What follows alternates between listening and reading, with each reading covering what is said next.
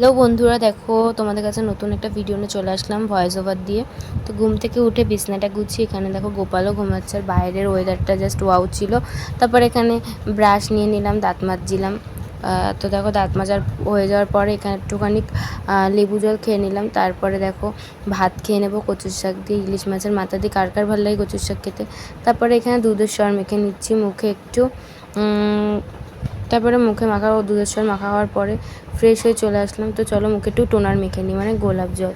তো গোলাপ জল মাখিয়ে নেওয়ার পরে পুজো দিতে বসে পড়েছি আমি এখানে।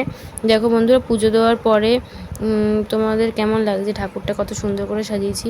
তারপর এখানে লেবু খেয়ে নিলাম, যেহেতু ফল খেতে ভালো লাগে যে না কেন। তারপর দুপুরবেলা ভাত খেতে চলে গেছিলাম। তারপরে বিকালবেলা একটু ফেস ওয়াশ দিয়ে মুখটা ভালো করে ধুয়ে নিলাম। তো তারপরে দেখো রেডি টেডি হয়ে একটু বেরিয়ে পড়লাম ঘুরতে। তো তারপরে একটা কাজের জন্য গেছিলাম, সেইখানে কাজটা হওয়ার পরে বাড়ি চলে আসলাম, একটু সিমই খেয়ে নিলাম। কার কার সিমই খেতে ভালো লাগে। তারপরে মা আর আমি মিলে বাজারে বেরিয়ে গেলাম। তো দেখো বাজারের দিকে যাচ্ছি, এখান থেকে একটু এগরোল খেয়ে নিলাম মা আর আমি হাফ হাফ করে। তারপরে এখান থেকে রুটি নিয়ে নিলাম। তারপরে আবার হাঁটতে হাঁটতে কচুয়ায় চলে গেছিলাম। বিজয় ফার্মেসি মোড়ের ওখান থেকে একটা কাকুর দোকান থেকে জিনিসপত্র নিয়ে বাড়ি চলে আসলাম। তো দেখো বাড়ির দিকে যাচ্ছি, এরপর একটুখানি বিস্কুটের দোকানে ঢুকলো মা, কিছু নিল, আইসক্রিম খেলাম, জল নিয়ে বাড়ি চলে আসলাম। টাটা বন্ধুরা।